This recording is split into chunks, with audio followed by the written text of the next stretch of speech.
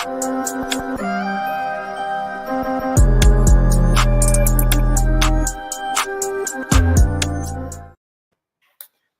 better late than never. Better late than never.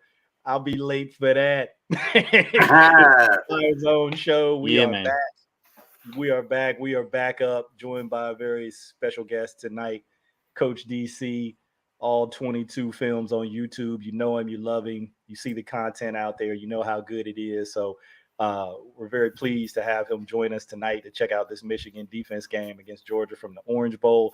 DC, before I reach out to you and just bring you in, got to check in with my man Dinar. It's been a while since he and I have been doing our thing on the podcast, so it's good to see him. The international player that he is. He's been traveling, seeing the world. I saw one place and had one rib. You know what? Just let it go. It's too early. So you can tell he's being modest as usual. He don't want to make anybody feel bad. Wow. International setter. Glad to hear that you're doing good. And like I said, it's been a while, so it's good to get back on and do what we like to do, talk defense. Yeah. But we are joined by Coach DC. DC, what's up, man? We're happy to have you. Well, yeah, thanks for having me on. I've come to the right place if you guys like talking defense, because 97% of the rest of the world, as far as football fans go, all they want to talk about is offense, and that gets old quickly. Yeah. That was Bernard's idea to start this channel. He wanted to just talk defense. He's like, look, all this other offense stuff, there's all kind of people out there doing that. Right. Nobody's really talking about defense like that. So, well, defense is undervalued. Ain't y'all heard that yet? I mean, come on. Get with the times, man. It's undervalued. Yeah. Last time I checked. Oh, man, am I getting dropped? No, you're good. That was us. We froze up on you. Yeah. We were pretending. No, I mean, it's that whole conversation about undervalued positions just kind of triggers me. And as somebody who is a defensive person, like I hear someone say, inside linebackers are undervalued or safeties are undervalued. That's why they don't get drafted early. It's just kind of like, to me, that it's one of the things where it's like, tell me you don't know football without telling me you don't know football. Because a great defensive player is a great defensive player. It doesn't matter what position they play, Absolutely. I couldn't agree any more with that statement about middle linebackers, safeties. If you've not watched football over the last 7 years and what has been a major issue, and all of a sudden the rise of the tight end in the last 6 years seems quite interesting, that we've trash talked middle linebackers and safeties for the last 5 or 6 years. Kind of goes hand in hand. Right. Especially in a college game, because I don't even know what linebackers and safeties are in college anymore. It's a very blurred line. Yeah, hey, it's all good. It's all fun and well to have that undervalued talk until, like Nick Saban says, till somebody's tearing the lining out your ass and you can't stop them. Right. Then you can say, oh man, you know what? That position, it might be pretty valuable right about now. I wish we had somebody that could actually stop this dude. So yeah, that kind of is what it is. We get it. It's a talking point. But let's jump into this film. That's what we came here to do. Yeah. Let's do that. Let me see if I can get this the way I want. There we go. Get us out of here. Get the film on, and then I'm just gonna get out of the way. I mean, I'm driving, but you guys have coached. You guys know defense. I'm just gonna get out of the way and let you do what you do. Appreciate it, man. It's fun. I don't even get the chance to, even the guys on my Patreon, I don't really get a chance to all the time talk defense. Everybody wants to talk offense, So first thing I noticed from here is I thought they had a gap problem. If you pause it a little bit from the end zone angle, I thought you're in 11 personnel and you got an inline tight end. I'm talking about number 0 that's on the left-hand side of the screen. Yep. And so there's no threat of split zone, or what some people call slice. You know what I mean? Yeah. Because he's on the line. Did I lose you guys? No, you're good. Just keep talking. So they don't. I did write notes down for the first 2 or 3 possessions, and I thought this was an opportunity for them to play a game or get that weak side B gap covered, because they're not running sprint out back over here to the single side. Correct me if I'm wrong. It's one receiver off screen to our right. You know what I mean? Yeah. Go back. Yep. There you go. Yeah, so I'm not. We're going to be in nickel versus 11 personnel, obviously, but you can see from the mic there's a gap problem. You know, that three technique gets comboed. You'll see it from the end zone angle. That three technique gets comboed. I just wish that I hope that we don't just sit in a nickel front and just get beat up by 11 personnel. I don't think we will. You know, I think we'll be better. You know, out of our nickel defense than this, but they got beat up. Yeah, I think we'll get a lot more games up front in terms of slants that would not utilize in the wink because he did not have a traditional defense. So I think some slants, particularly in nickel fronts, will help this gap issue. And having a smart enough linebacker behind this left end, maybe you get a bang call so he can take that weak B and keep that tackle and that guard honest so they don't, take off right away. I mean, we've seen that issue before, like in high school. One thing we would do is we'd have a call typically for our strong side end whereby he gets a base block like this one. And we tell him, hey, on a base block, you're going to go ahead and slide inside C gap. So you're not going to try to condense it. You're going to try to rip inside it because we have a gap problem. If you pause it from the end zone angle here, you got 6 guys and there's 7 gaps. And one of the high schools that I have never coached, at anywhere like this, but Katy High School out of Texas has a real unique way of trying to solve that issue. They will play like basically the tight front with the shade and the 5 to the boundary, and that boundary size safety's at like 7 yards. Yeah, he'll kind of play that B gap, and they'll let the linebackers fast flow on this pulling guard because it's the boundary side guard that pulls. I really think they took advantage of a couple of players from Michigan. 25, I thought, had a rough game, and it seemed like they really ran away from Hutchinson to me. I didn't see them attack him early, at least. Yeah, and kind of go back to where you're talking about with what that team was doing to help that gap integrity. We did the same thing in college, but we actually called it cover 8, and we rolled both safeties down to 8 yards. So if we needed that quick extra gap man, he was not at 10, he was at 8, and by the time the play got to him, it was 3 yards. Yes, and we could live another day.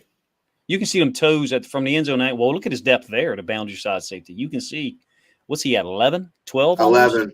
Yeah, he needs to be at 9. He's too late. One thing we would do is we would give our I called it our dog, but in this case, it's the nickel. And correct me if I'm wrong, guys. Didn't Dax Hill miss some time in practice this week? Didn't he get down there late to the bowl game, like not even participate in the practice? I think he might have been on the COVID list for a period. Okay.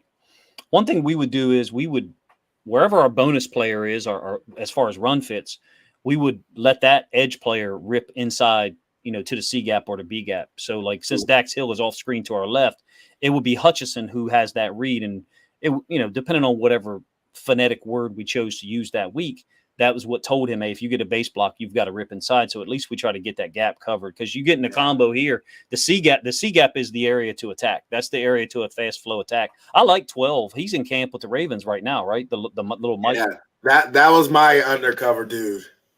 Yeah. He's the filler of the 2 linebackers.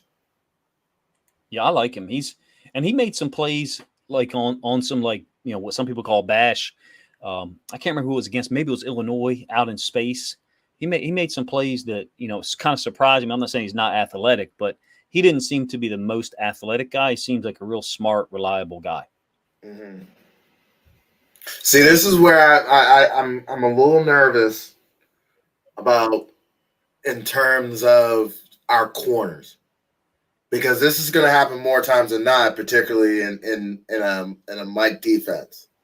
Is that corner out there in space at 8 yards deep, he's going to see this route on a regular basis. Yeah. And you got to make a play because this is the soft part of this type of zone. And your corner can't be sitting at like 10 yards. And definitely not bailing. Wow. Yeah, we're Tell me you're not nervous. Yeah, Yeah, if I don't respond to something pertinent that you said, it's because of my connection. It doesn't mean I didn't feel like responding. This is the backside play, right? Yeah. Yeah. Yeah. A little Looks like free they just throw. I think they just checked to this. I don't think this was called from the sideline. He pulled it pretty quick. They were attacking so this guy. Yeah. This is correct me if I'm wrong, number 4 is generally down here to the left side of Michigan's defense. And that guy up top is it number 2 or number 3?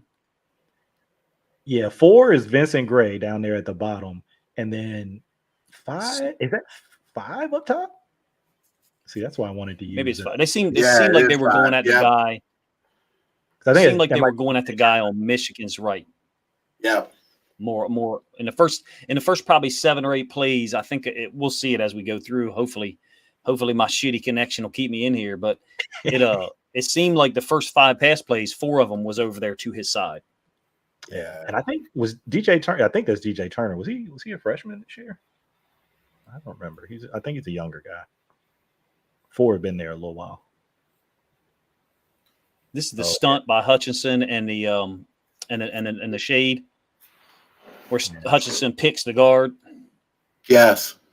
Yeah, and the shade knocks the shit out. I mean, they're in their base 3-4, but they've got a coverage problem. To me, I mentioned this to you guys before we started. I think that Georgia had recognized, hey, if we give them twins to the field out of 12 personnel, they're going to have a coverage problem into the boundary, and they do. They're asking a 9 technique Sam to cover. Is that Bowers? Yeah, Bowers 19. Basically a big wide receiver, basically. Well, but that was the thing, though. They even addressed it with the personnel, and they still got burned by it. Yeah, they're asking him to cover him from the line of scrimmage. It's going to be difficult for him to do. Yeah, 32 totally. Trying to with that. Well, that's if you watch the Ravens defense over the years, when you're in a 3-4, this is a major problem. So you get the pick. To give us twins to I like the over front, I like them shifting the 3-4 to the over front if you go back to the end zone angle, but asking that Sam to guard him, I feel like you got to help him out. You got to help him out by backing him off we will back him off to a yard and a half to the boundary, because I mean, it doesn't matter out there anyway. If it's a kick scheme or a power scheme, we can still condense it, from a yard off the line of scrimmage. We didn't mind, having him backed off some to at least allow him theoretically some space to read it. He can't guard that guy. You tell me what you guys think. 10 times out of 10, if they run this route, he beats number 32. Yeah, I'm getting out of this coverage. I'm getting out of this whatever I have called. I don't like it. That's one of those I'm eating or calling a timeout, because that's just not. You can't put yourself in this predicament, and he's reaching too. No. Lord. Yeah, I do like the stunt. Making that catch. Oh, the stunt! I love the stunt. Oh, the catch is ridiculous. The throw is awful, but because you get what you want on the stunt. I mean, look, you got a guy coming free at the queue. But my question is, where's the safety going? This is what I'm talking about. Well, this is what I'm talking about when you need to have that awareness. Where do you need to help? Mm-hmm. It's not number 0, so why are you turning inside? Because you've got safety on that side, because the formation tells you at the beginning, right here, stop it. Right here as the backside safety, your eyes need to be on number 19, and they should not leave him. Yeah, we can't play. Basically, we got 3 DBs down here to the bottom side of the field and 1 DB up to the top side. Just personnel wise, we've got a coverage problem just in terms of the matchups. If this was one-on-ones, in preseason camp or whatever, if this was one-on-ones, this is an absolute mismatch. Yeah. Totally. We got to help him out. To your point, we got to help him out. Yeah, Bowers is a dude. So, but to the point of like, what's it going to look like for us with the Ravens? I don't want to be negative, but I have to say it. And I said this to you guys before the show. I feel like in the first 14, 16 plays, Georgia probably ran 6 or 8 plays where they knew if we line up in this formation to the field, we're going to get this coverage, and here's how we're going to take advantage of it. I thought they outcoached them for real. I'll just say it. I thought they outcoached them off the jump. Now, here's where I think in the NFL that won't be as big an issue is because your athletes are pretty much the same. Equivalent athlete, right. Equivalent athlete. Georgia was bigger up front than Michigan. Yeah. Just better athletes out wide. So Michigan almost probably came into this game and said, let's figure out what's going on in the first series. And Georgia said, no. Yep. No, we're going to come out and we're going to – and they scripted it because, like you said, they could dictate coverages because of what they seen on tape. What Michigan didn't anticipate was Georgia being so multiple and literally saying, we've literally watched you guys for a month and a half. We're going to expose everything you do. There's a flip. Whatever. I know. Can you guys hear me all right? Yep. Yeah, we got you. Yeah, so even though Michigan, obviously, with Harbaugh and his coaching, path or history, he's been in a lot of big games. I felt like this reminded me of a boxing match where Michigan is the guy who's in his first championship fight, and Georgia is the guy who's been in like 10 or 12. They, to me, showed them what it was really all about. This right here is concerning. That's the timeout now. Yeah. This is between me and you. It's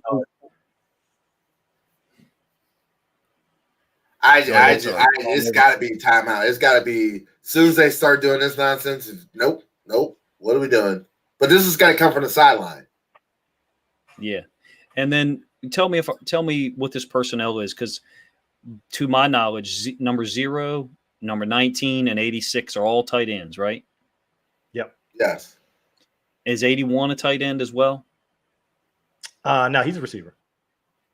Okay, so you're talking about 13 personnel. Yep. Yes. But correct me if I'm wrong, from the all-22, and some people may not be interested in this. I know you guys probably would, but like from the all-22, didn't they shift? Because I lost the video for a moment. Didn't they shift? Yeah. They shifted from one side of the formation to the other. Yeah. Yeah, so Hutchinson and 32 and someone 94 makes a badass play on this. I don't know who 94 is, but I actually really like him for Michigan. But when you see this and we're not getting lined up on a 3rd and 1, first possession, to me, that's a timeout. And between me and you, Denard, we've said that about 2 different plays. That's not a good sign. Am I saying that this is going to be a problem for McDonald in the NFL? No. But in terms of this game, if you're evaluating this game, watching it independently, you're like, damn, 2 plays on the first drive, we think it would be the best option to call timeout pre-snap. That's not a good sign. Well, it's not. It's worrisome to the fact that you over game planned. Yeah, that's already gone off in my mind. Like you overthought this in the sense that you schemed to a formation to stop a couple different plays instead of just playing what you do best. Now this is tackle over, right? Yes. Yeah. So this it looks like 12 identifies this pre-snap. And nobody else does, because you see Ojabo's in there, and I don't know if you guys noticed it. Ojabo was not in a whole lot on the first 3 or 4 possessions. 32 was in more than him. I'm not sure why. But yeah, you can see 12 pointing it out. And nobody goes with Bowers to the flat. Well, it's also he's the tackle and no one identifies him. Yeah. So they did tackle over. And then no one put eyes. No one decided to change the strength because they kept the strength towards what they saw with their eyes and not what they thought with their numbers that were in front of them. It's almost like they didn't think Bowers was eligible. Well, that was the thing. They didn't shift the form. They didn't change the passing strength, I should say. The passing strength should have went the other way. Yeah. Because that receiver, it surprises me that it's off the ball. Yeah, he's got a Z out there, I think, off the line, right? Yeah, he does. Yep. He's actually covered up. It's close. Should have been a flag if you're looking at it. They don't have 12 identified it, and nobody made a check to we would mug him. We would just grab him, as best we could, and try to prevent him from getting off the line. Number one, because we understood that we've got a 3-man surface over here to the other side. That's obviously a big run threat. Did I lose you guys again? Damn it. No, we'll go silent and just let the tape flow. Yeah, I don't like the safety here. His clearly the safety and the linebacker eyes are both in the backfield, and he's not reading anything. Two's eyes, look, he's not reading anything at all. Yeah, that's not. There's no read happening at all. He's just looking in the backfield. He's watching a movie. And you do that sometimes, obviously, but but you don't do it when the back is to the side of a slot or a tight end receiver. You have to read him then, because that play is essentially a triple option play, right? Well, not only that, but why are 3 different guys looking in the backfield? Exactly. Not anybody. It's not. That's what I mean when I say triple option. Like, somebody's got to handle the dive, somebody's got to handle the quarterback, somebody's got to handle the pitch. Conceptually, this is the same thing. With Bowers being the pitch man. Yep. Yeah. That's it. Yeah. Well, what? Either 25 or 2. It should be 2. I just don't understand where his eyes are. Everybody's eyes are really bad in this first drive. Really bad. Yes. Like I said, they look like a fighter who has never fought in Vegas in front of 30,000 people with all them lights on. That's what they look like. They just took advantage of everything they knew Michigan was doing. Corner to they went at the corner up top, right? Perimeter stuff. 5. They kept just attacking them on the perimeter, man. Yeah, they kicked the ball out in a bunch of different ways. I didn't understand them bringing. They brought this blitz from the open side often in the first 3 possessions. Like I told you guys pre-show, I watched the first 3 possessions, in real detail fashion. And I'm like, me personally, I'm calling this off. Once I get motion indicating 3 receivers to my side, I'm calling this blitz off. He's not defending anything. Yeah, you're just helping everything. What's he? He's just opening up more space. Yeah. Poor job. Like I said, I think they over-schemed this. I really think they overthought this coming in. And with I don't know how you. Sorry. No. They just seemed like they decided to take things away that Georgia said, okay.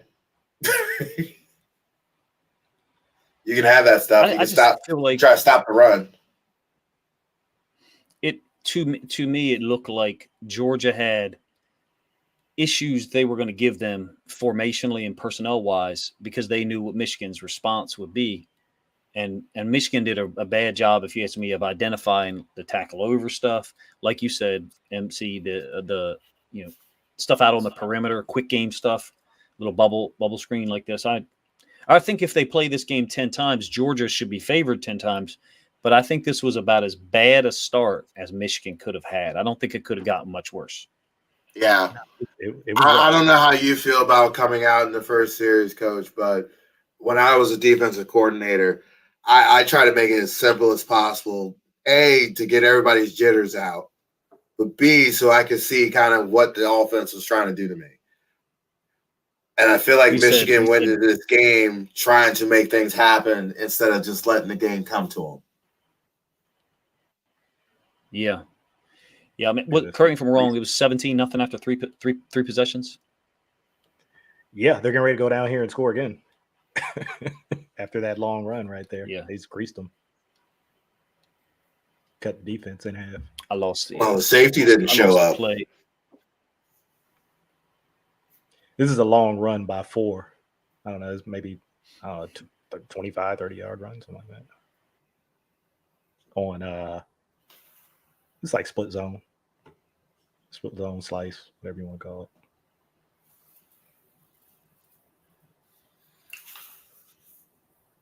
Split zone should never happen against a 3-4 team. Should never happen. Sorry. We'll check down. Just my 2 cents. And he even had this tight end over the middle if he wanted him. He ended up coming off of it, and checking it down. But they could have gashed him again here if they wanted to. I think he had pressure. Yeah.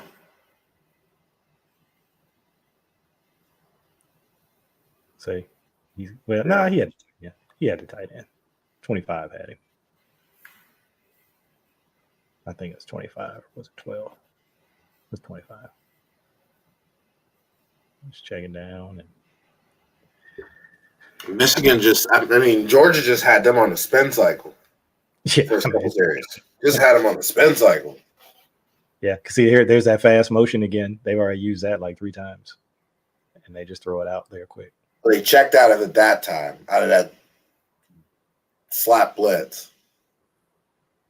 Yeah, and brought it inside instead. And then they keep that to a minimum, game. I think we lost DC, but he'll jump back in. Yeah.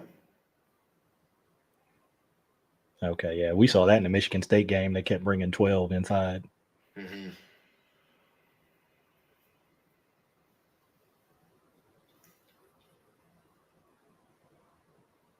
But that's the play. I think I sent you that play. I was like, this is basically what the run game. This is the modern run game. It's all bubbles and quicks. He's just making DBs set edges now instead of linebackers, outside linebackers, DN setting edges. You're just making DBs set edges. And you got to tackle in more space now.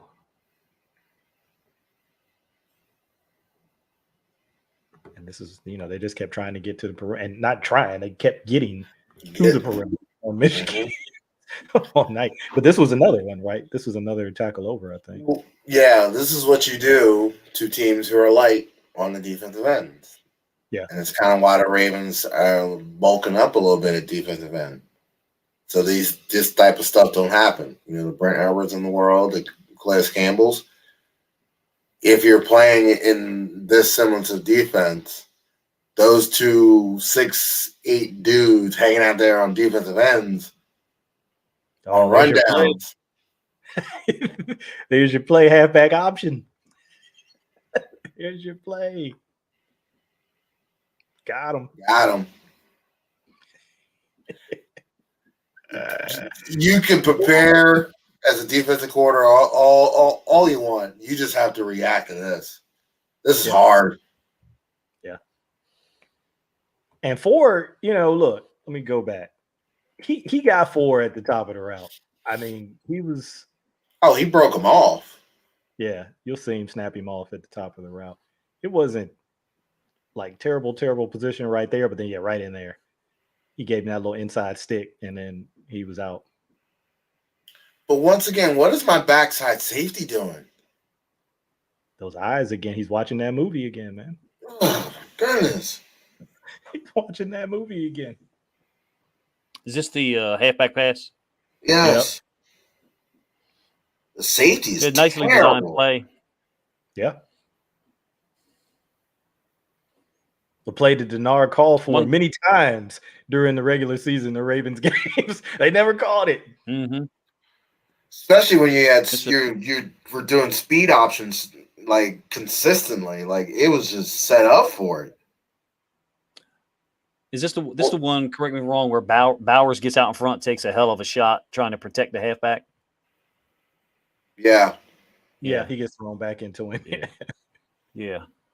That's the one thing I noticed about Georgia's offense in the early was it seemed to me like they were all in sync and in tune with, hey, this is my job on this play. I'm going to do it even if I get my ass busted. And I didn't see the same level of commitment from Michigan. Not that the effort wasn't there, but Georgia's guys just seemed to be more cohesive. Well, I mean, they're a great team. They're a historically great team. So they just seem to be more cohesive. Right there. Look at 5 at the top of this route. Give him that in. So out of here. So we have 2 touchdown passes, right, that are kind of unique, and both of them are away from the nickel defender. Yeah. The nickel defender. So to me, there was something that Georgia identified. We're gonna go away from the nickel. They didn't know whether Dax Hill was going to play or not, so I'm not saying it was about him, but.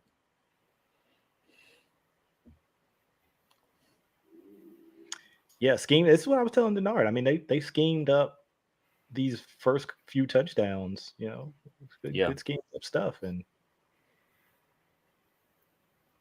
like you said, DC, the lights looked a little bright.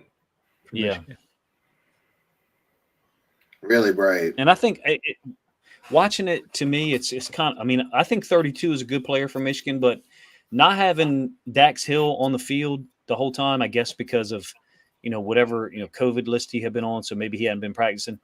David Ajabo's got to be on the field. You need people who can make plays. And that perplexed me. To me, it looked like they were 2 men down, and it would be Dax Hill and Ojabo. Talent-wise, I mean. Yeah.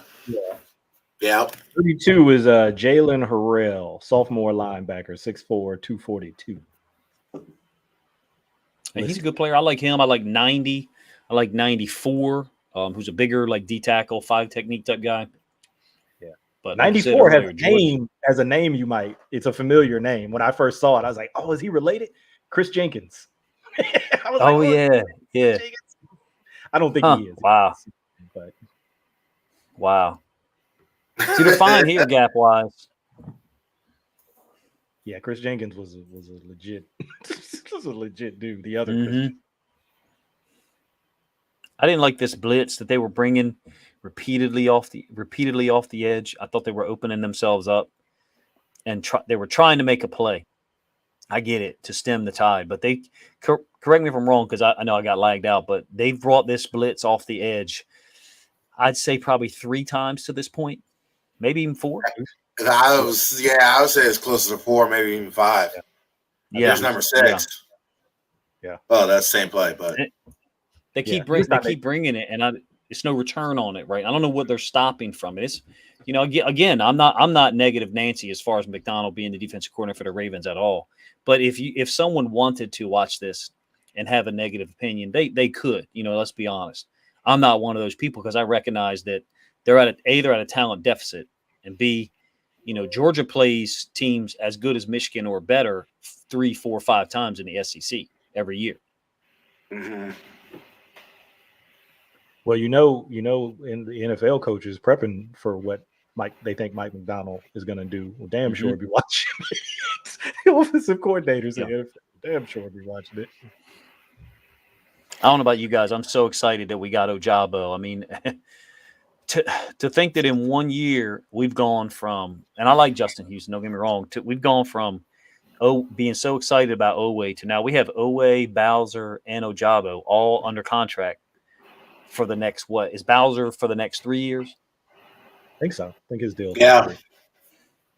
So they got some legit dudes coming off the edge, like some legit, like athletic dudes who can rush off the edge.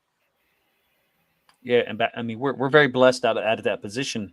After most of us as Ravens fans looking at it as a position of a deficit, for a couple of years once Darius Smith left. Yeah, they've replenished. Yeah.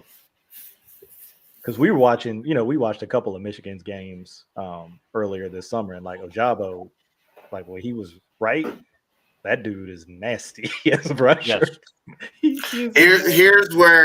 Here's a perfect example of where the Ravens need to improve their inside linebacker play, because this is going to be a major part of what teams do, is running this tight end up the seam, and this linebacker not recognizing it. Right. I'm not getting the video of the play, so if you could pause it like at the beginning, just so I can see the formation. Yeah, I'll go back. My connection is that bad. I'll go back for you. Here we go. Right at the beginning. Can you take a picture and screenshot it to me on Twitter? We need a producer for that. Trip to the top of the screen with you got it. Trips open. Yeah, got it. Tight end and plays. Yeah, tight ends. Yeah, our guy. It was like pass coverage wise from the inside linebacker position. We went from being horrible to being above average to good at times once we put Bynes in there. But how many more seasons can we squeeze out of him? And I'm a huge Josh Bynes fan, huge. Yeah. But there's got to be a point at which, that's bad. Whoa, is that 12? Yeah. Again, eyes bad. We were too we were too in our heads in this first half.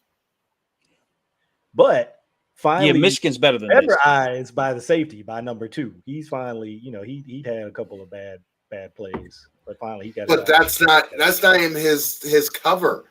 I know, but somebody. Oh, is this when he breaks it up from the backside? Yeah.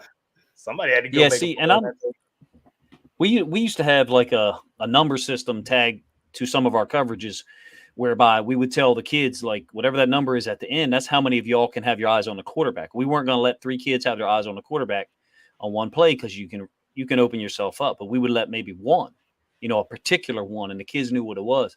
There's a lot of guys on Michigan who have their eyes on the quarterback every play. Correct me if I'm wrong. Yeah, it's kind of bizarre. Hill times this up. It's almost offsides, but no, he times this up nice, but ball's out and on the perimeter. Yeah, I would just, granted, there's going to be, like, Kyle Hamilton's another one because of where he played in Notre Dame's defense. His eyes were in the backfield a lot. He often played to the side of the back. So when they were running RPO stuff or zone read stuff, Kyle Hamilton was looking back there to watch the quarterback, understandably so. There's got to be times where you do that, but this is every play where they appear to be giving up, 3 yards of leverage where there should only be 1 or 1.5 because they're late in reacting because they're staring at the quarterback. Everybody. His face. Tackling with his face. Hey, got him down. Got it. Well, he got him out of bounds. He can get him down. Man, I love being. I would love to be able to watch the game with you guys. I'm getting like half the play. You've seen it. You've seen it. Hey, if you want to pull up your end, I'll tell you where we are, just time wise, and we can just. No.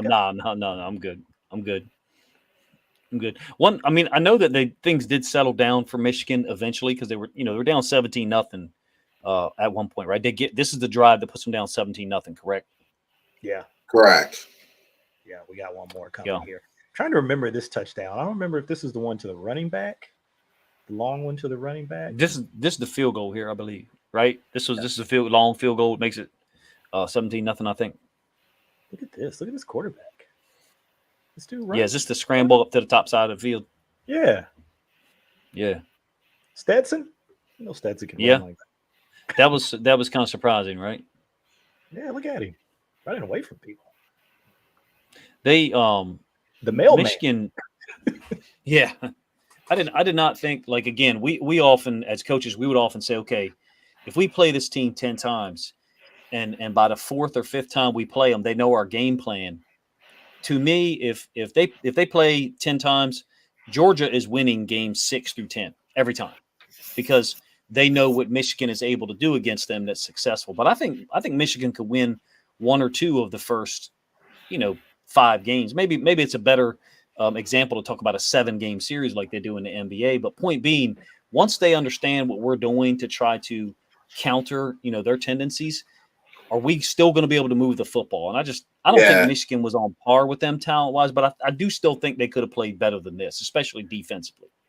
Yeah, I see an analogy like the playoffs. Like, I can see them like this being like game 3, and then Georgia finally like figuring it out. Like, oh, okay, and then just in the series in 5 type deal. I even like. There was a couple of things that the inside linebackers did for Michigan, and I thought to myself, where would that inside linebacker be on the depth chart at Georgia? Probably not on it. Not on it. Redshirted. Not on it. Yeah. Not on it at all. And I like 12, but I thought 25 struggled. Yeah, you think about the guys that Georgia had, regardless of how you feel, Denard, about Nakobe Dean, Quay Walker, what's the other dude? Channing Tindall. Oh, do you like Nakobe Dean, Coach? Let me hear it, because I'll tell you what I think. No. I am not a fan of his whatsoever. You want to know something? I don't think he uses his hands. I think he's a product of the fact that Georgia had studs up in front of him, and he was more of a cleanup guy. And we could not agree more. I I had 2 or 3 people tell me, Coach, you are way wrong on this. And I was like, guys, he's not gonna go as high in the draft as you think. Now, I didn't think he'd fall to, what was it, 83? Yeah, he dropped down. I think it was third or fourth round, right? Something like that. But I'm going to tell you the comparison I made, and a couple of people, friends of mine, didn't like it, is Patrick Queen, because there's certain things he did not do well as from a tackling standpoint, and he's got a small surface contact area and short arms. And I'm not one of those people that looks at the combine and says, it's all about your arm length, because it's not. But Nakobe Dean's going to struggle tackling when he doesn't have, like Coach said, like when he doesn't have a badass edge player on one side to help him out with leverage. He had real trouble tackling in space. Of course, it was the SEC, which is, a great conference. I will say this about Patrick Queen in LSU. I don't think he was given a fair shake and was given that's a nice ball. The necessary basic tools to be successful as a linebacker at LSU. Yeah, correct me if I'm wrong. Was Aranda there when he was? Yep. He was there. 1 year, right? Yeah, that 2019, the championship season. Yeah, that was his DC. And Aranda, right? And then Aranda left. Yep, he went to Baylor. You could see it. And when people were even talking about Stingley, not to respond to your point, Denard, but when people were talking about Stingley, it was like, hold on a second, a great defensive coordinator just left. And you could see elements of LSU's defense that next year where they were confused pre-snap on what coverage they were playing and who's doing what. And Stingley looked like he's checked out a little bit. I'm like, well, if you go from a great teacher to a horrible teacher, sometimes you do bitch and complain for a couple of months about it. Yeah. I mean, you see that with kids all the time. Just trying to change everything you've been teaching there for 7-8 years. And this dude come in and you like, what? Huh? Who? You can't tell me this is what we've been doing for years and you trying to change the whole vibe? I don't know.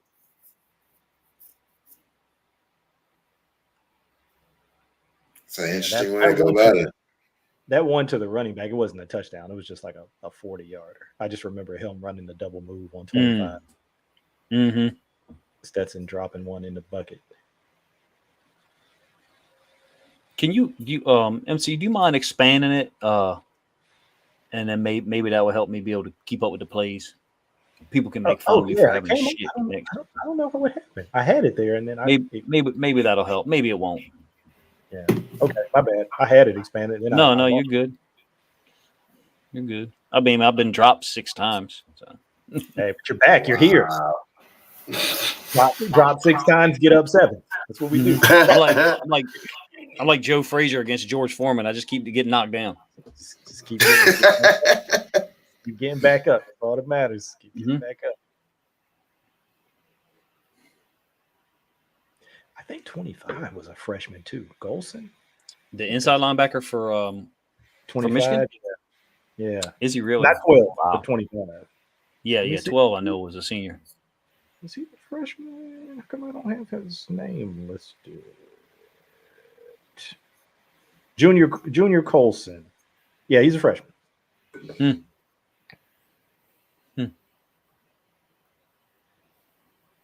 I thought some of their second level guys were way smaller than the tight ends, even receivers that they were, being blocked by at times. Georgia looked huge everywhere. They looked huge. Yeah. They got some legit tight ends. I mean, obviously the O-line is massive. But they got some legit tight ends too. That's why I told you. It kind of reminded me of the Ravens offense in some ways. They ran a lot of 12. Oh, there we go. They hit them up top. Bang. Yeah. This is one of the ones I was telling Art about. I was like, this is just losing 1-on-1. I mean, this guy, he has him in coverage, but he just doesn't play that well. It's bad technique though. Once again, yes. It's not doing what your coach, because there's no reason why his feet should ever stop. Yeah, he actually stayed on top of the double move the first time, and then when the ball was up, he looked back, and I think he lost his guy when he looked back for the ball. He's trying to locate it. DB back. Well, DB coach 101. You never stop. You never look back. If your receiver's still running, you keep running. It's gonna be hard to see because this is not as clear as the other version. But like right here, when he comes out of the double move, he's okay. He's okay right there. But then it's right there. He's looked back and he loses it. And that's it. Yeah. Now that's number 4, right? Yeah, that's great. So that's the second one he's been beat. The second touchdown, the second one he's been giving up, right? Yep. Yeah, to me it was like they just exposed whatever weakness Michigan had, they found it and exposed it one piece at a time. And he's a senior. I mean, he really should know better. Yeah. He's not a young guy. But again, that whole thing that you said about the stage kind of being maybe a little too big. Yeah. You know, he like Denard said, he knows he's not supposed to play that way. But it'll be interesting to me to see what happens, you know, as far as the talent and recruiting, because, you know, obviously you saw a huge difference this year, like what would happen with Texas A&M, how the NIL is going to, you know, impact people like Georgia and Alabama. Are they going to have 3 deep guys who could start for 80% of the people in the country? You know, it could impact their depth. Yeah. Better get in your pocket. That's what Saban was telling his boosters. You got to get in your pocket. Basically. Like, we ain't playing games no more. Now, I think Deion called that one. I think Deion said, hey, this isn't about Jimbo. This isn't even about me. This is about Saban telling his boosters, hey, you guys better give till it hurts because this is a new game in town. So you guys better come on, Deion. Deion understood that whole dynamic. You know, a year ago, he understood where it was going to go, because he knew that there was going to be some dudes that chose his school, and Hunter is not the last one, obviously. No, they got another dude too. They got like a wide receiver who was pretty highly ranked too. I feel like blanking on his name now. But yeah, this is the way it's going to go now, right? We just saw Jordan Addison. What he signed for to go to USC? It's like $3-4 million or something like that. So this is the way it's going to be. These dudes are going to be making. They're going to be making. They're going to be some dudes who probably choose not to go to the NFL at some point because they're going to be making more money in college. There'll be guys who like are driving better cars to their classes than their professors do. For sure. Now, is that a byproduct of the greed that the NCAA did to themselves? Who knows? Yeah. I mean, these universities paying these coaches $10-15 million.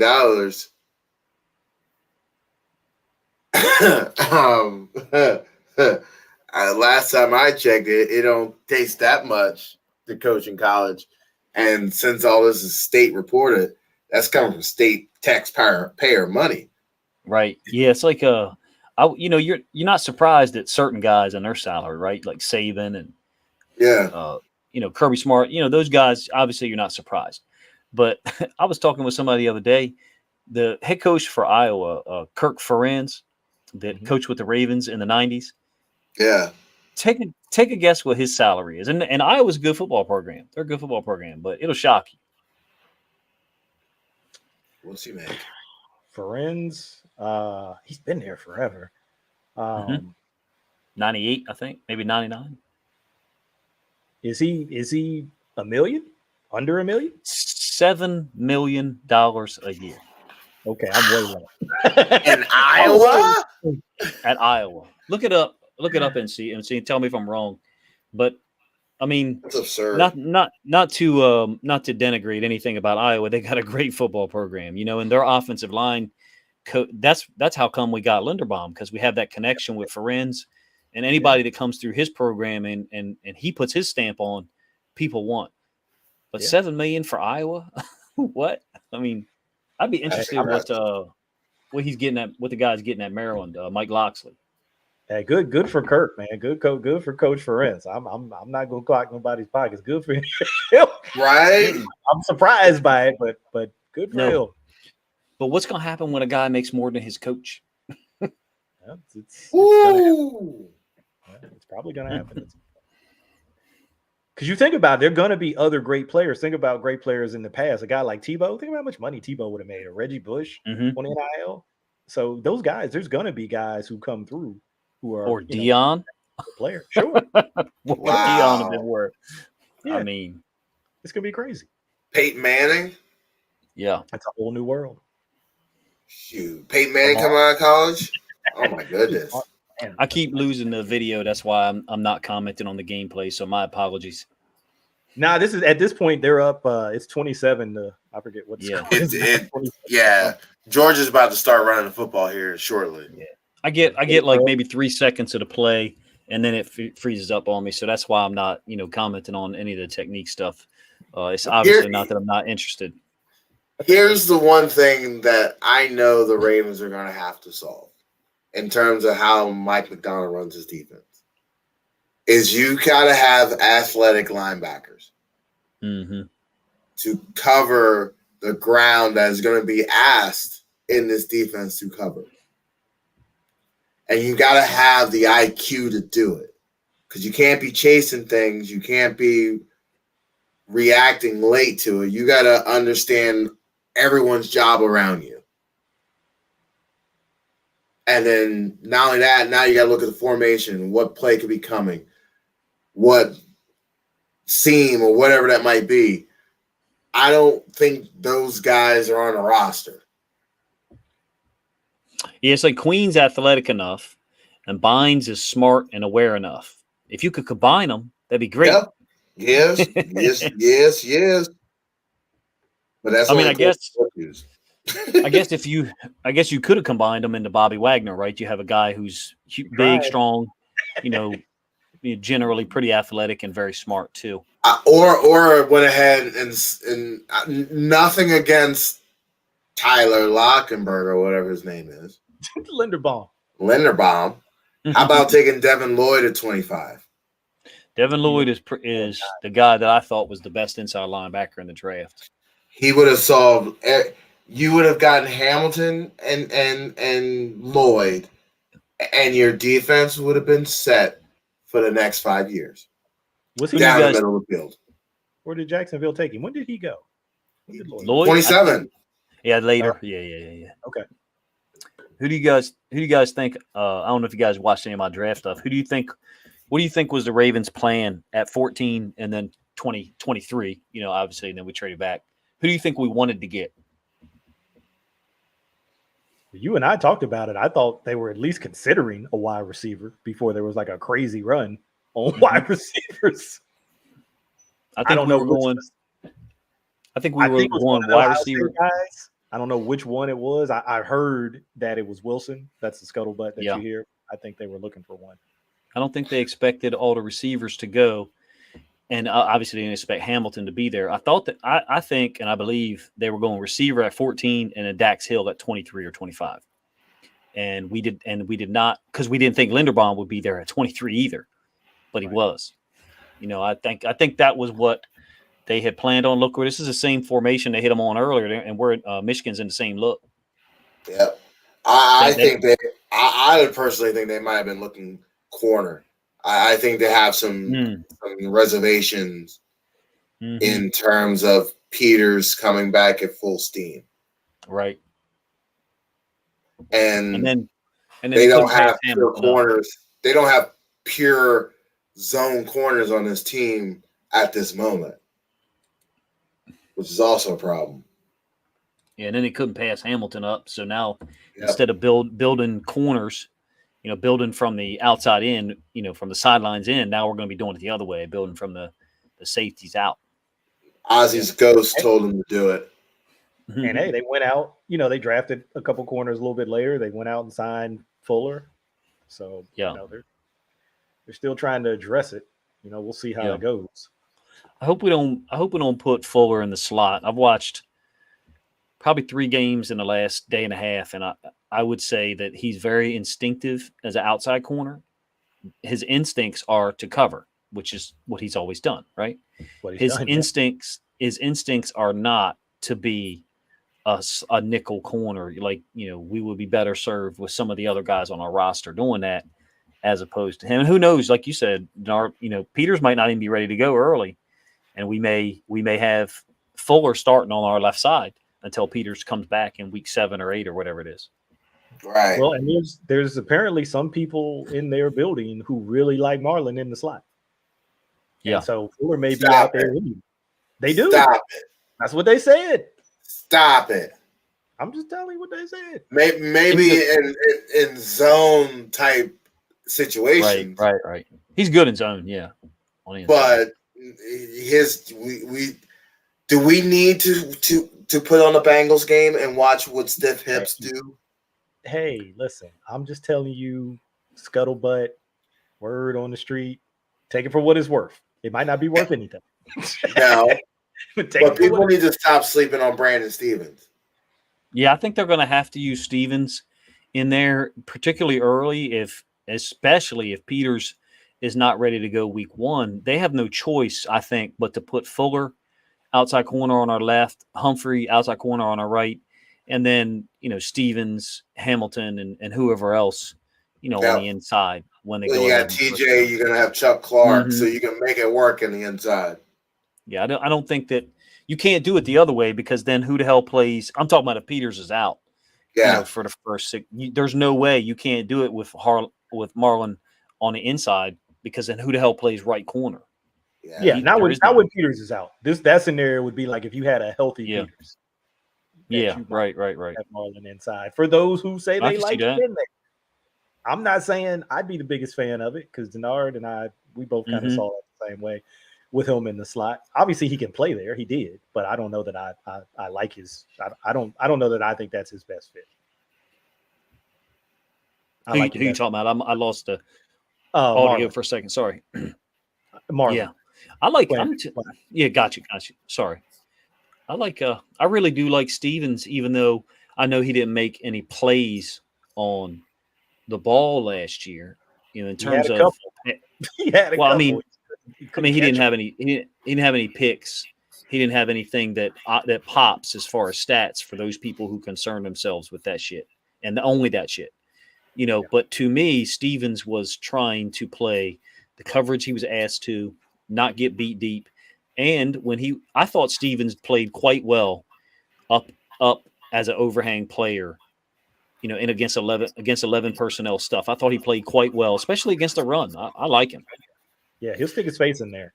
He's not I think until they signed Marcus Williams, he was the most athletic person in their secondary. Yeah. Now we got like the guy who's never talked about that could theoretically be our best defensive player. I mean, who's a better defensive player as far as his positional rank in the NFL for us than Marcus Williams? I mean, he changes everything you can do with Peters and Humphreys. You can just tell them go be dog, just go hunt, go jump anything and everything on in routes, because you got coverage now. Yeah. Did you guys think that, not to change the subject on you, but did you guys think that Hutchinson played as bad in this game as a lot of people said? Because I didn't see it that way. I didn't think he played great though. No. I think they hit the wall of playing 15 games. Yeah. There were people saying he got dominated. He didn't get dominated. But I mean, there was a couple plays that stood out, He's leg weary. You play 15 games, and now you got to go against mighty Georgia. And you're going against these tackles. I mean, these dudes. 6'7", 380 over there smacking you around for 2 hours. So you're gonna lose some individual plays, but I didn't think he was terrible. Yeah, I thought there was 3 plays in the first 3 possessions where Hutchinson just basically manhandled the tight end. And I think he really only got credit for one of those tackles, but I didn't think he played nearly as bad. It is, I don't want to say concerning, confusing to me that Ojabo is on the field so infrequently. I don't know what was up with that. I actually have the video now, so I can actually comment on what's happening now that the game's essentially over. I don't know how to explain that, why he played as few snaps as he did. I don't know if he was dealing with something or what was going on. I don't think this is just me personally. I don't think they thought they were going to get a lot of straight rush opportunities. So I think they felt like 32 gave him a little more lateral capability in what Georgia was trying to do in that sense. But 32 is horrible.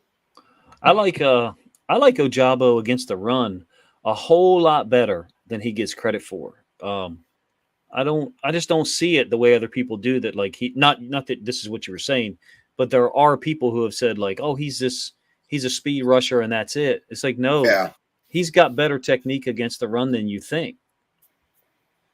This the one where there's definitely snaps where you can see him set a real firm edge and make a play too, not just hold the edge, but come off the ball inside and make a play. Mm-hmm. I don't think he's terrible at it. It's like anything else. He was inconsistent, but he's played 4 years at a position. Not even that. How many years? Like 2 years. This was his first year. This was like his first year. And his first year, and he's inconsistent with setting the edge. We got cats on the Ravens who've been doing it for 12 years who are inconsistent. Yeah. Yeah, that's why it didn't bother me when I saw him kind of be up and down with it. I'm like, look, this dude played 12 snaps in 2020, and this was his first year really playing. And even the beginning of this year, he didn't start off playing a ton of snaps. It kind of came on. So I was like, look, he just got better to me. He just got better and better as the year went on. I love how much more athletic we got at the first level with Ojabo and Travis Jones. And even and don't laugh at me, maybe you will. For his body size, Michael Pierce is a pretty damn good athlete for his body size. He's not. He looks like he'd just be like a fire plug, but he's not. He's athletic. Is that Ojabo? I think so. Let's go back and see. But anyway, and then Hamilton obviously gives us a lot of athleticism and length at the third level of the defense. We got more athletic in this draft. Yes. It was a necessity. Let's see. We had to get something different because that was just getting stagnant. It's 23. It's a nickel. 23. Yeah, he's not on the field. They were running so much of that field nickel pressure. It reminded me. It's like Bud Foster. It's like all those whips, like whip dog, field whip. He's running just constant fire zone pressure, like every play. Mm-hmm. That's old school Virginia Tech Bud Foster shit there. You're just gonna run it every single play. Look, he ain't on the field here. I like 90. 90 is underrated. He didn't look real good there, I know, but I've seen 90 play well, especially against Michigan State. I thought he played well. 278. I'll tell you a guy who I liked in there all the time. Every time that I saw him was their nose, Maisie Smith, 58. Yeah. I like Maisie. Good player. You can see the missed tackle there, about 12. Oh man, I wish you could get film of the drills, that go on to OTAs. I mean, like, at length, or stand there and watch the damn drill. How much would you pay for if they said, "Hey, you can watch all the drills we do in OTAs"? How much would you pay for that? I mean, I'm already paying $100 for Game Pass. Right. Yeah, like what do we pay $100 for that? Do I get a film session afterwards? Like to watch the drills and stuff, man, I'd pay for it. I'm not gonna lie, I would. Yeah, I'd pay for that. I want to pay. I feel like the NFL. There's so many things that they have not figured out with Game Pass. I was actually out there today for the OTA practice today. Couldn't see much because of where we were sitting. Like all the team stuff was happening on like a field like super far away from us. But we got to see some of the DB drills. They came over to a field like right in front of us, and we saw the DB stuff.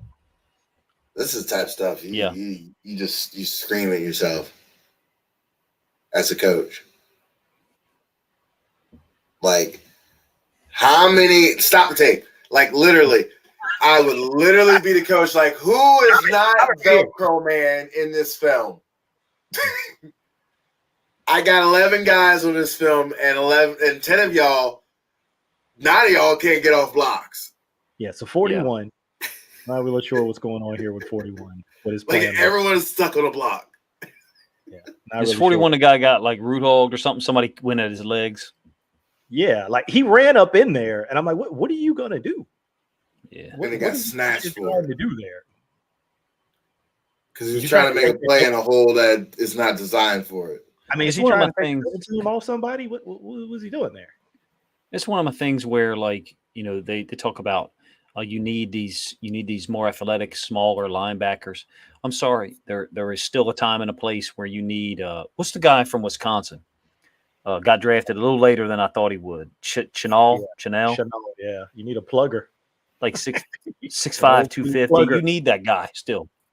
Yeah. And I think you're going to need him more and more in this league, too. Ravens got one. Mm-hmm. If he doesn't get shot this year, he might have a chance to show that he you still think Wink got one out on him? I mean, look, I go back to that Tennessee playoff game, and I'm like, look, if you need Malik Harrison to stick his nose up in there, he will stick his nose up in there. But my man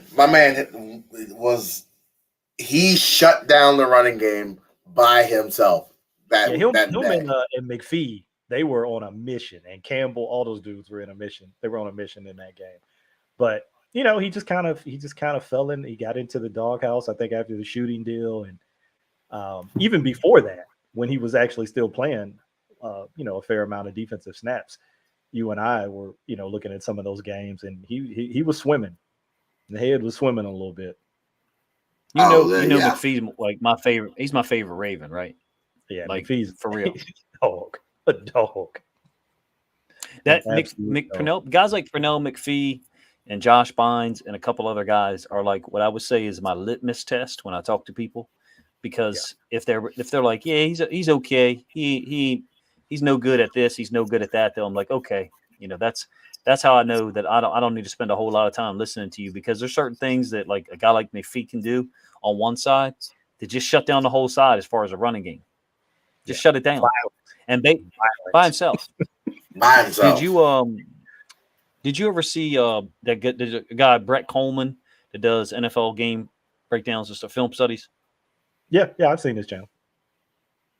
Yeah, he did one on McPhee a long time ago. I want to say it was 2015, maybe 16. It was McPhee's second year with the Bears.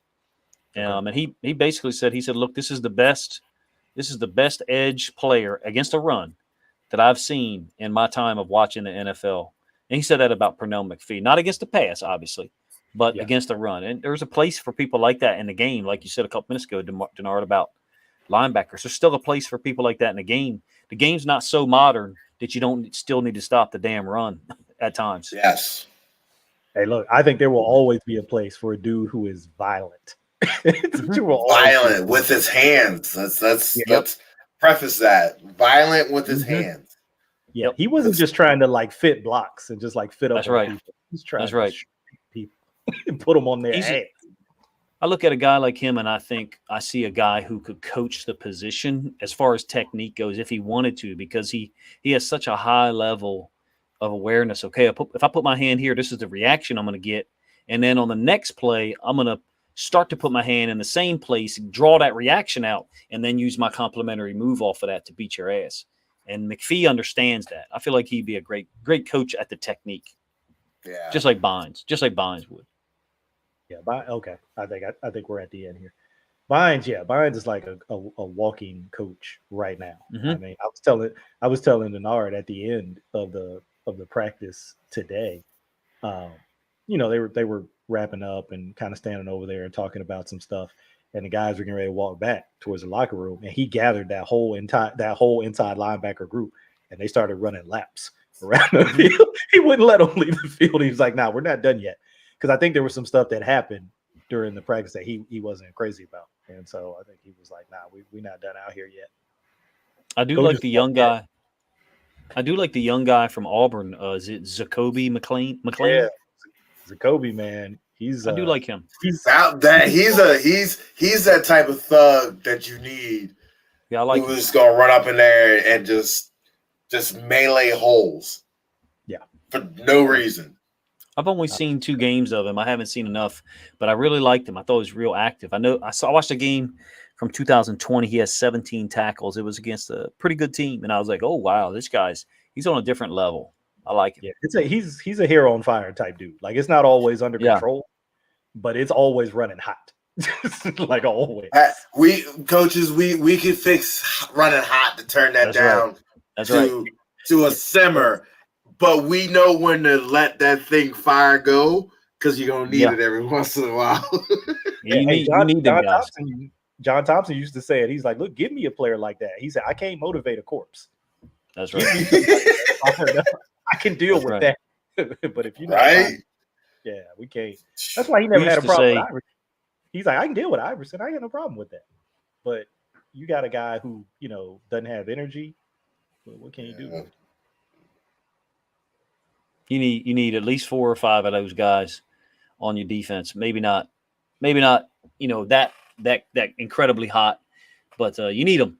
You need them, and you need them at the inside linebacker position specifically, because when a guard pulls and gets out to a linebacker, you need somebody to smack him in his mouth. So the next time he pulls, he's like, okay, I understand that there's going to be a collision here.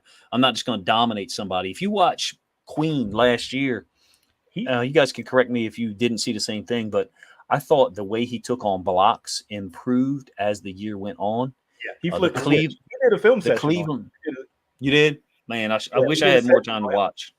Mid-season, because the early part of the season, we talked about how, he's lost, right? He was lost in the sauce.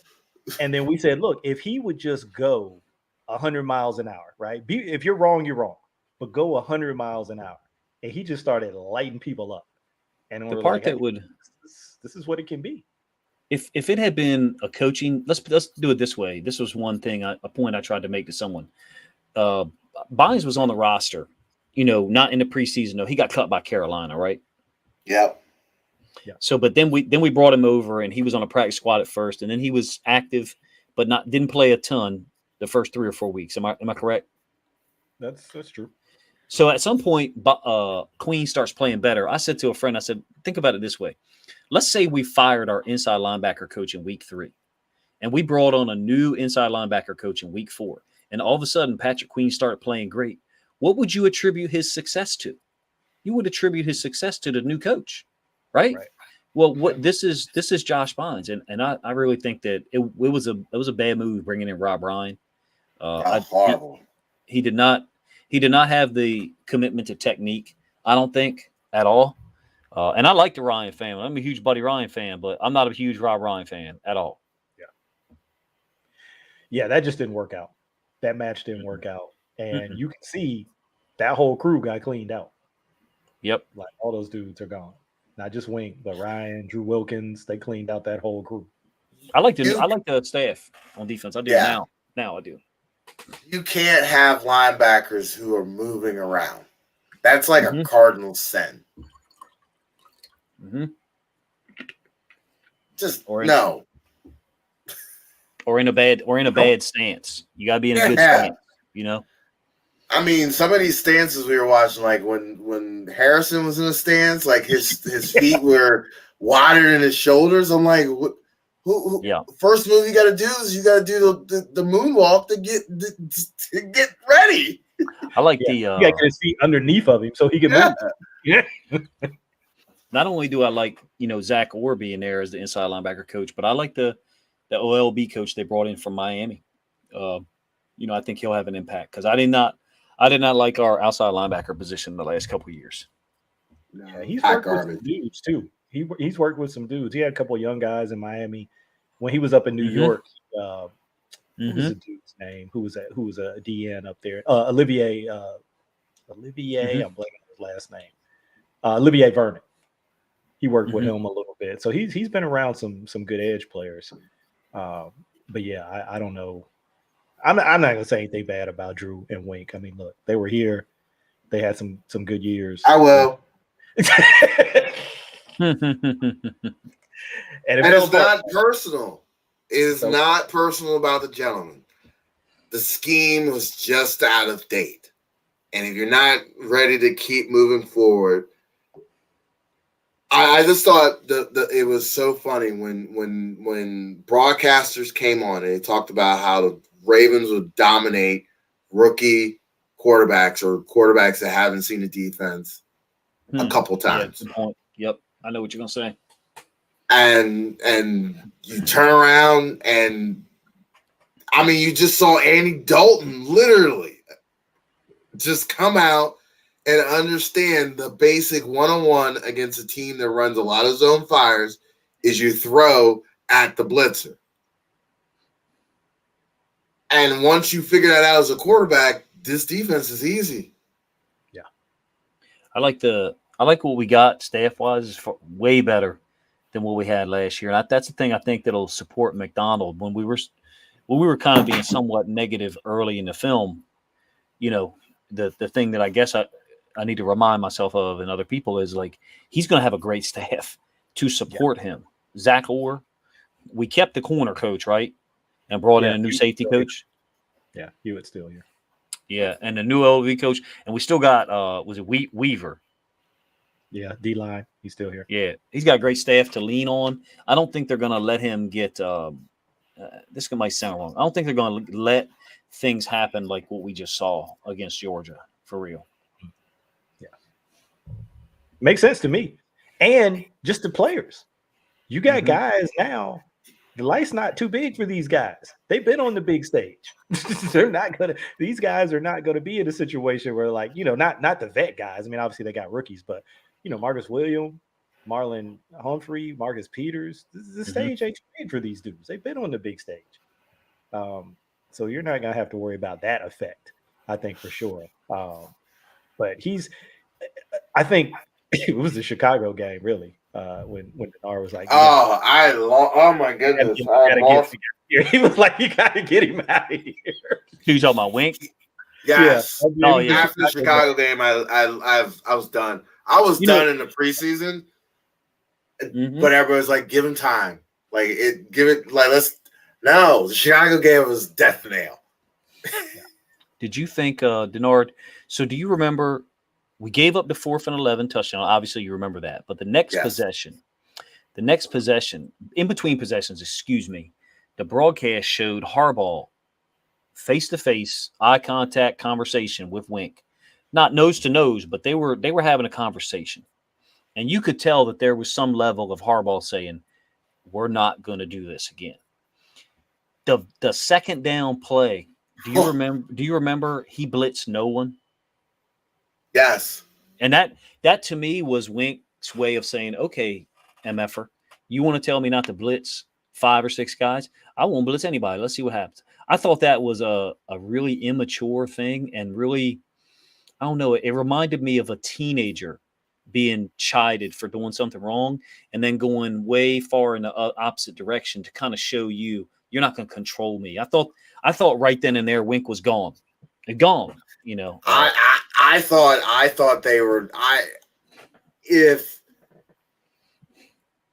they weren't 5-1 or whatever they were at that spot,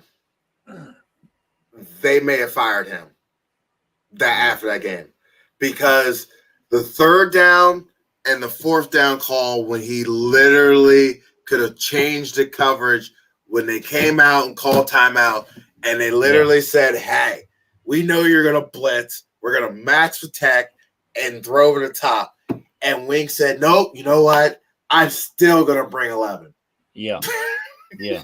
I was just like, and not only that, a dude who had not played in 6 weeks, you have him one-on-one. Yeah. And like as I've gotten older, I've tried to look at it from the standpoint of players and how players, especially with kids, I would say, hey, we want to coach this kid like he's got a great cousin who's in 7th grade, and we want him to go home and say to his younger cousin, hey, you want to play for Coach DC. That's the level we want to coach this child at. And obviously these guys aren't children, but my point is Chris Westry is not going to go out there and say great things about Wink Martindale and what he calls, because Wink made him look bad. Chris Westry's not going to go out there and say, hey, he's someone who has my back. And I'm not one of those that's an anti-Harbaugh guy, but even Harbaugh's interview after the game, or the next day, maybe, when he said, hey, Brandon Stevens is supposed to blitz, it's a read blitz. You're not going to get there with the speed. It was a really weird situation, and one that left a bad taste in my mouth, even though we won the game. Yes. Yeah, I was in the same boat. I was just like, yeah, totally. I don't think we're going to be there this year. Sorry. After that game, he's like, hey, we went to the well one too many times. I mean, that's about as much as you're going to hear him call out a coordinator. Okay, I didn't remember that. Okay, gotcha. Yeah, I remember we talked about it that week, because it was just like, that was the first time you've heard Harbaugh in a long time say something about a coordinator. See, I missed stuff. Since Cam Cameron was the last time he had said something. See, even when Dean Pease was getting crapped on for years, he didn't say anything about Dean Pease. I've heard him say one thing about Giro, about Roman, but he did it at like a coach's clinic. He didn't do it at like a media presser. He did it at a clinic. I don't know why they do this. They do this at clinics. It's like they think nobody in the world other than coaches are going to look at these clinics. But he was telling the story about the Browns game, the poop game, right? The Lamar poop game. And he said, so Lamar's out, right? He's cramping. We don't have Lamar. They bring in Trace at the time, the QB, before Huntley was here. They had Trace, the kid from Pitt State. Yeah. And he's like, we had a short yardage situations. I forget what the down and distance was. And he said, my offensive coordinator, and he paused. He's like, God love him. He calls his own read. And he's like, I'm thinking to myself, can we just call a run play? Can we just call a run play? Yeah. And then he said, and then Trace gets hurt on that play. That's right. That's right. And then Lamar comes back in. But that's like the most I've ever heard him say publicly about Roman. Like, God love him. But can we just call a run play? Well, there's something. I got Gus Bus. I got JK. There is something good to say about that as far as Harbaugh, like you were saying, MC, about him not going over the top in criticism of coaches. I get that. There is some positives there because just like with the coach, with the player, you want to coach that player as if he's going to go out and be your representative. He's going to go out and be your agent to other players and say, hey, you want to play for him. So Harbaugh, I guess let's give him the benefit of doubt. I guess in some ways, I'm reaching a little bit, but he's treating his coaches in that same way, I guess. But still, after that situation with the Bears, it would not. I was a big Buddy Ryan fan growing up. I was, and I still continue to be. I still remember when he punched Kevin Gilbride in the face on the sideline. Yeah, I saw it on TV. And that was one of those situations, if you ask me, where you do that to a player. It wouldn't have surprised me if a player got a Wink's face like, man, what in the hell are you doing? One play wins this football game. And I just do not think that Mike McDonald and the defensive staff he's got there are going to be anywhere near that level of Cro-Magnon man thinking. He's not going to put his guys. I bet I know Marlon Humphrey decided to get shoulder surgery after the first Bengal game. True. Yeah. Just saying. Hey, look, I told you all those zeros. I'm like, look, when it hits, great. That shit is cool. But from a cornerback standpoint, you got me out here looking stank. I got no anywhere. No coverage. Yeah, what are you doing? What are you doing? I got no help out here. And I think that's not something that a lot of people think of. I mean, I think people think, okay, these guys are NFL corners, they can man up and lock up any dude. But in certain situations, you're like, no. I need some help out here. I need a safety. I need somebody inside. You can't have me out here looking like you need a leverage side. You need a leverage side to play someone too. Yeah, because we're trying to win the game. It's not about me individually. Exactly. Can I lock this dude up? Sure, I probably could lock him up, but it's not about me. We're trying to win the game. And that was kind of the straw that I don't think we're going to go too far in the other direction with McDonald.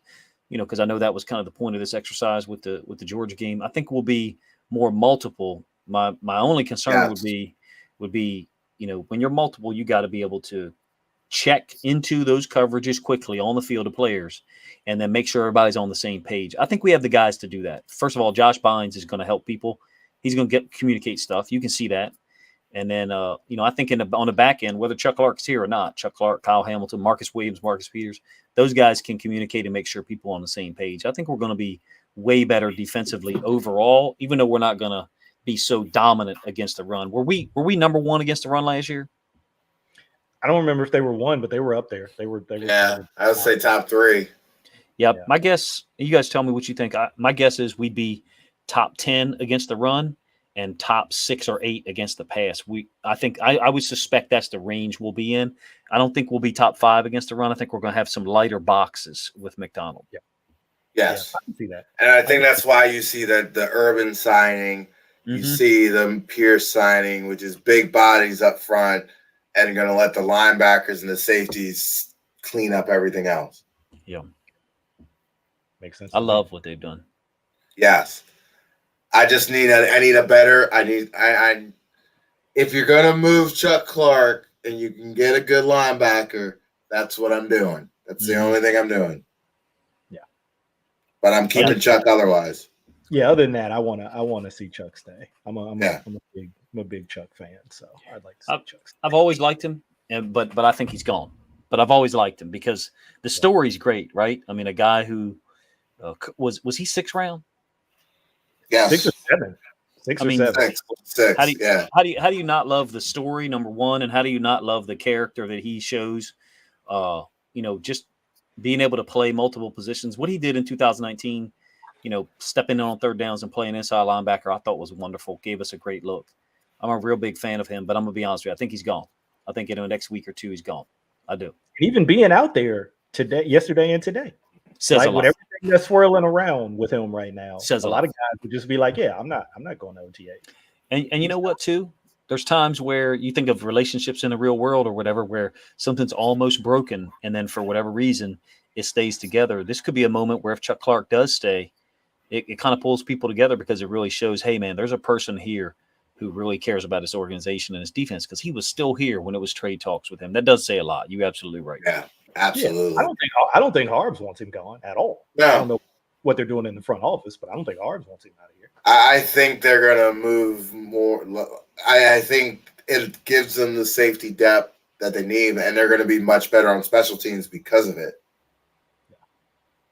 Yeah, because I wouldn't be surprised if he's gone either. I mean, I don't want it, but it wouldn't surprise me. Maybe they remember, all things are reactionary. So maybe they don't want to get rid of him unless there's a return that's bigger than, makes sense because of what happened last year with us. Not that Sean Wade was going to help things, but we get rid of Sean Wade and then we had the DB issues that we had, thereafter. Maybe it's reactionary from our front office standpoint. Like, hey, we have a lot of depth here. Let's not get rid of a piece and then get a guy injured. And now all of a sudden we're in a similar spot as last year. Even though I don't think that's going to happen.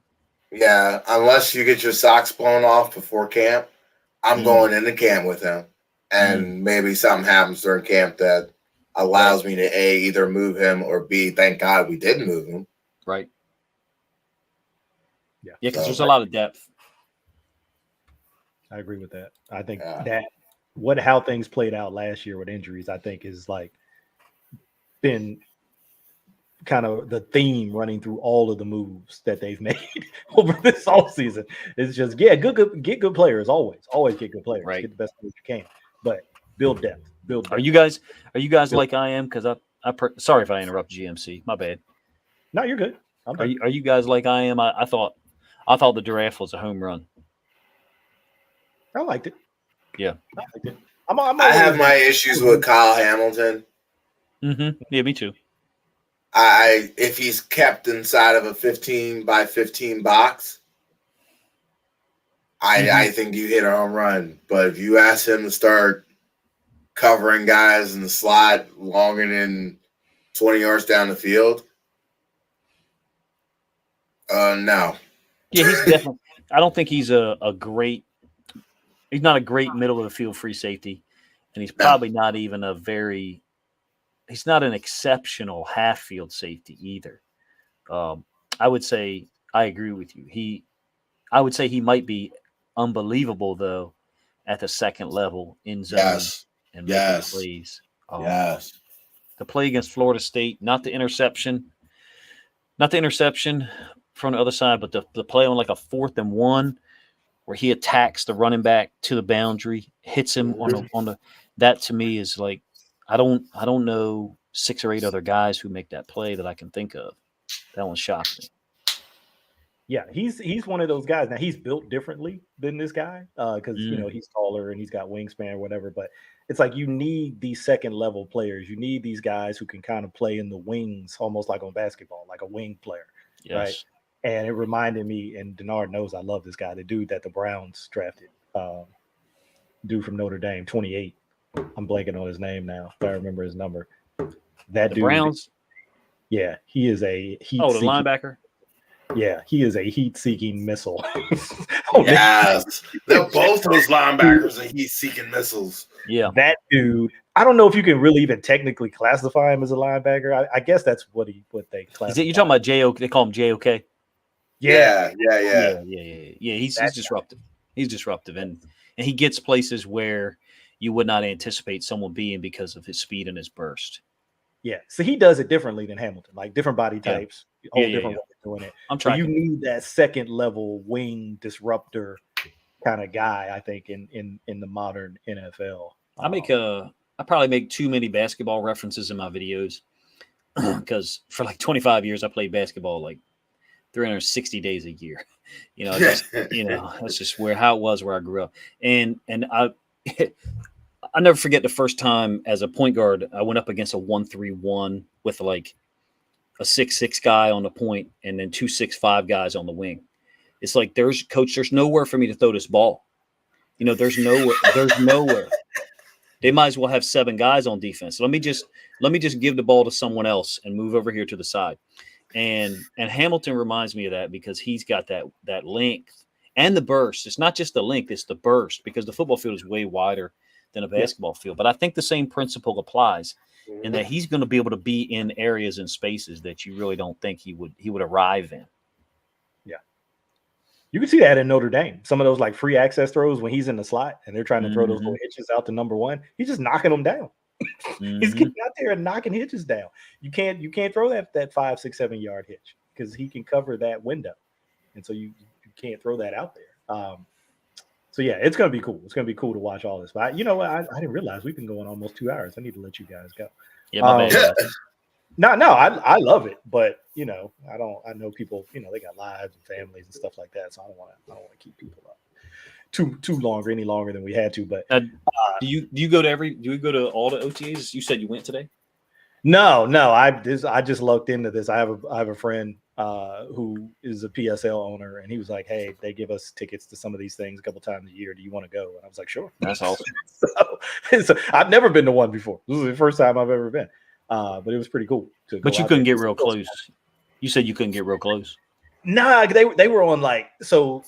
When you're out there, they've got like 3 or 4 fields. Yes. And they were on like the furthest field away from where we were sitting, aside from, like I said, the DBs came out and did some drills on the field right in front of us. Yeah. And then the specialists came over and did some stuff on the field in front. But all the team stuff was happening on that other field way over. You don't have ain't you ever seen a golf event where all the fans have those like 3-foot high cardboard box things that they can look in? Yeah. You guys a little periscope. Yeah, that's what you need. Look at your little periscope over there. Now, I think part of that was because they were like super anal about having your phone out. Like you couldn't have it out at all. Like Dave Chappelle, of course. Exactly. So I think part of that was why they were all the way over there. I think that might have been a factor too. It's like, hey, these are PSL owners. We love them, blah, blah, blah. But we don't want people over here seeing too much, because I don't even think the reporters could go down there. I don't know if the media. Did the media get to go down for the team stuff? I think they were kind of more on the side, seeing some of the drills, but I don't think they let them walk all the way down to that field where they were doing team periods. So he's nothing. Sorry. No, go ahead. I was just gonna say he's kind of like real tight about that. From people say he's like, nah, I don't want to let anybody get too close to this stuff right now. Yeah, some people care, and some people are really tight about it. Like you said, they don't want to let you see anything, and then some people don't care. Some people just show you everything. They're absolutely open. They'll show you anything. Yeah. They're like, come on in. It's the same way with like pregame stuff. At different levels of coaching football, you'll have people who won't run any plays because they don't want to show you what they're running. Like we were paranoid as shit. We didn't want to show you anything. We would run fake plays just to show you something we weren't going to run. But then, man, I've seen this twice. A guy practiced the same play 3 times in a row, literally 5 minutes before the game starts. And I go over to the head coach. I'm like, look, he's run this shit 3 times. This is what he's doing on the first play. It's like some people just don't care. Harbaugh, I think it goes in the other direction though. Like you said, he tries to be real guarded about it. Yeah. A little bit more like, hey, once the game starts, then hey, it's whatever. You're going to see it, obviously. But up until then, nah, I'm not trying to give away anything, if I can. But like you said, other people are just like, hey, what's coming.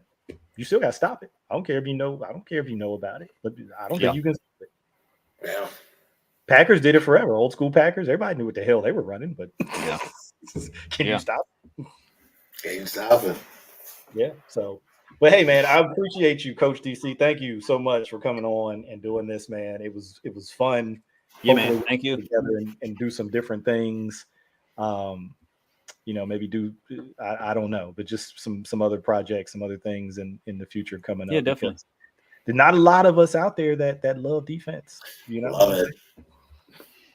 That's what's crazy. It's not really. It's not a third of the game, if you ask me. Because if you can go out there and you can stop people in this quote modern game, if you can stop people, it's not a third of the game. It's really like 45% of the game because it makes the rest of the game easier. Yes. I don't really understand the thought process of undervaluing defense. It's a thing that, like I said earlier, it triggers me, and I think it's because there's a lot of people who think they understand offense, but they don't understand a damn thing about defense. Well, we love talking defense. It's the reason that Denar wanted to start this show, and we'll be going into next season, continuing to do what we do. But everybody who's still out there, obviously, you guys will be able to watch this back after we hit end record here. It automatically goes up on the YouTube channel. I think it goes in a couple other places. So anybody who wasn't able to tap in live can run this back. Definitely go subscribe to Coach DC's YouTube channel. He's at all_22_films. I think is the new channel now. Something like that. Yeah, I don't even know what it is myself. Yeah, definitely. I wrote it down. I looked it up and I wrote it down. So I'm pretty. Thank you, man. Thank you. So definitely go out and subscribe to that channel. If you're into the Patreon thing and you want to get more in depth and more in detail, he has that as an option for you as well. So I love your content. I remember the first time I kind of just stumbled upon it and I was like, man, this is good stuff. There's not a lot of other people out there doing this. So I was real happy that I found it. And I think anybody else who's into whether you're like super into defense or just like football, you're going to go there and you're going to learn a bunch of stuff. So definitely go check it out. And then of course, me and Denar, we're going to be back doing our thing as the rest of the off season goes on. And once we get into camp and the preseason and stuff like that, maybe they'll let us go to a game this year. We tried last year. Maybe they'll let us go. I'm going to leave that one alone. It's too late at night. My mom told me not to talk ill around midnight. I think all we got to do is write like an article or two, and then they'll let us go. I think that's all we got to do. Stop. Oh, you talking about press passes? Yeah. Oh, got you. I've sort of officially, unofficially, maybe still write for Russell Street Report. So I've been a couple times. They've gotten me passes in the past, but that's when I was like still writing like a regular piece for them. I haven't done that in a couple of years. So we tried to go last year, and they still had some of the COVID protocols in place too. But they said, "Hey, we're only letting a certain number of guys from each outlet go." And we saw, this one guy, he's not on the website at all. They were talking about Denar, and then they saw me and they're like, "You haven't written an article in 2 years." So you've been in the press area for games before? Yeah. I've well, not this was at training camp. This was not for games. This was at training camp. So I'm gonna tell you, I got to stand over there with some of those other dudes. Not like I knew what the hell I was doing. Yeah, I worked in the media for 5 years, and I will tell you, you want to be disappointed. Let me rephrase that. Let me start over. If you want to stop reading stuff that's written by sports writers, go ahead and stand next to them and listen to them during a game for an hour and a half. Like, they will say stuff that you are like, oh my, you don't have a damn clue what a 3 technique is at all. It is not the same thing as order the number 3 on the Burger King menu. There are some that I'm sure are very, very good, but then there are some that you're like, man, I read your stuff for years to get information.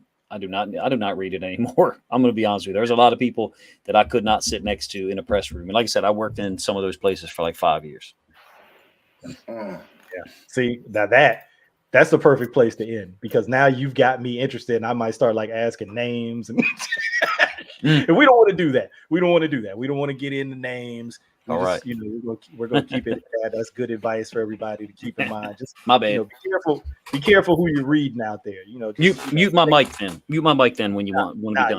You're good. You put out the you didn't have to name any specific names. People just no, sir. Hey, read the labels. You got to read the labels. Exactly. Know what you're dealing with. But hey, thanks everybody for tapping in. Like I said, be out, and you know, you can check it out, run it back if you want to watch it. And hey, y'all be good out there. We'll catch y'all in the future. Peace. We are out.